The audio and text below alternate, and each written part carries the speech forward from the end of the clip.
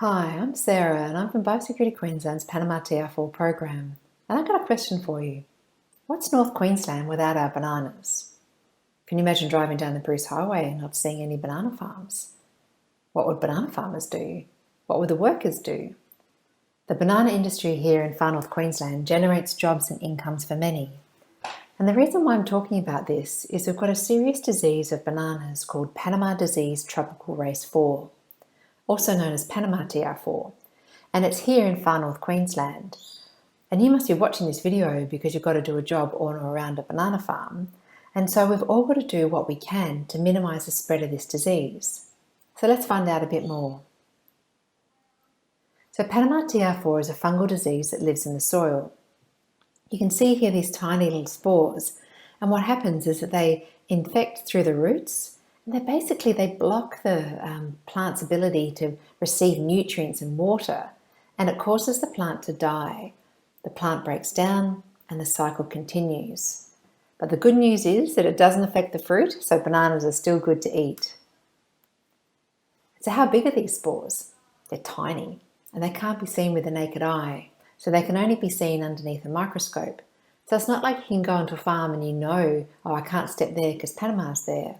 So yeah, the spores are really small.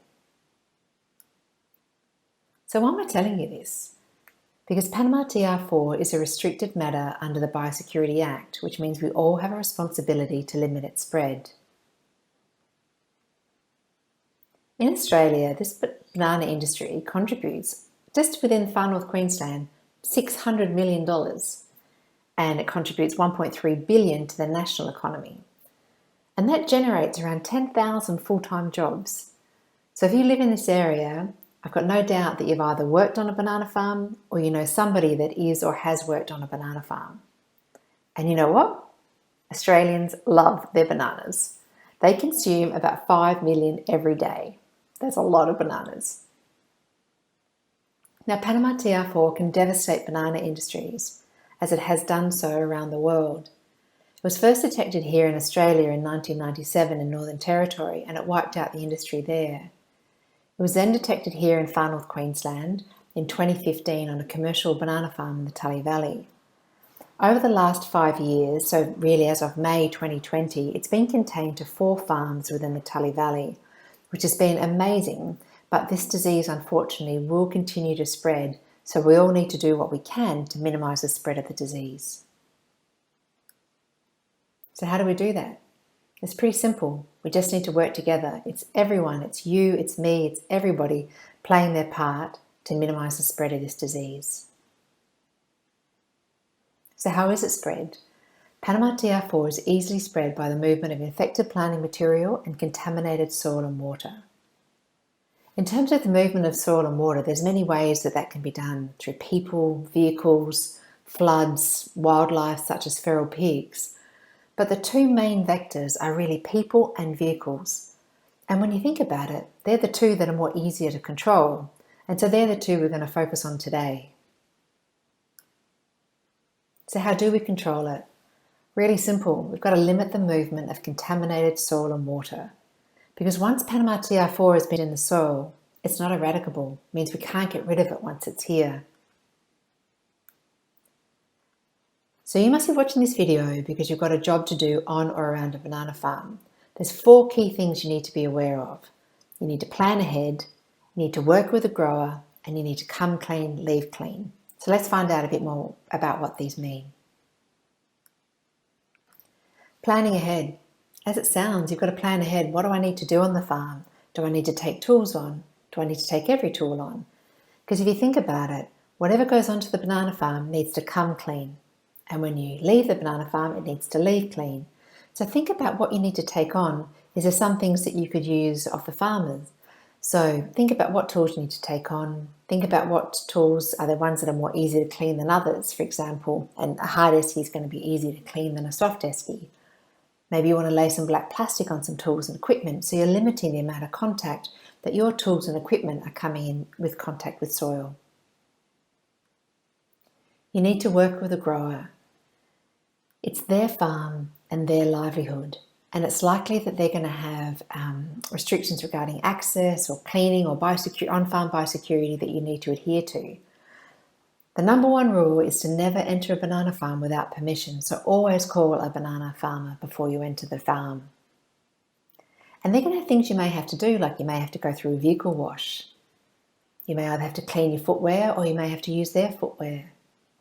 There might be areas that are restricted and you may have to change your footwear in going to different areas. So it's really important that you follow on-farm biosecurity. And it's super important that you come clean. And so that means that anything going onto the farm, you included, need to be clean. And how do you make sure that happens? So it's a 4-step process. You need to clean and scrub. You need to rinse all the surfaces. You need to disinfect. And you need to use a disinfectant that's been proven to use against Panama TR4.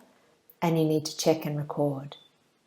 It's really important that you do these 4 steps, because if you just spray a disinfectant onto an area and it's covered in gross contaminant, then the disinfectant doesn't work as effectively. So you really need to clean and scrub, and you can just use a really common detergent. Rinse the surfaces, disinfect, do a final check, and make a record of what you've done. And when you're going to leave, you need to leave clean as well. So before leaving the banana farm, always inspect any items you've taken onto the farm for soil and plant material. And again, that includes you. So if you've gone onto a farm and it's particularly dirty work, then think about taking an extra set of clothes and changing into those new clothes and then bagging the others and taking them home and washing them, because we need to limit the spread of soil. Really, it's pretty self-explanatory. Which pile would you rather clean? So it pays to plan ahead and think about what you need to do on the farm. And apply the same 4-step decontamination process to small and large items. So here we are with the vehicle. So giving it a good clean and scrub, rinsing the surfaces, disinfecting, and doing a final check and record. If you want to know which disinfectant products are effective against Panama disease, then visit Australian Pesticides and Veterinary Medicines Authority for effective disinfectants for Panama disease. And that's at apvma.gov.au. to search for Panama disease and you'll find out the information.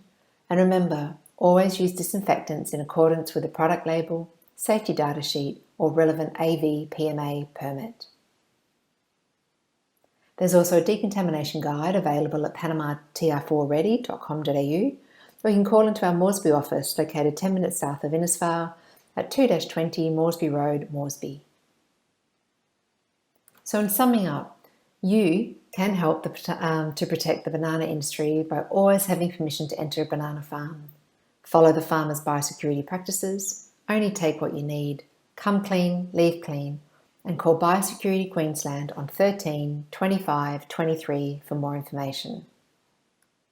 You can also check out biosecurity.qrd.gov.au, give us a call, email us at panamatr4@daf.qrd.gov.au, or check us out on social media. Thanks for your time. I appreciate you taking the time to listen to find out more about Panama disease and how you can protect the banana industry from Panama TR4. Thank you.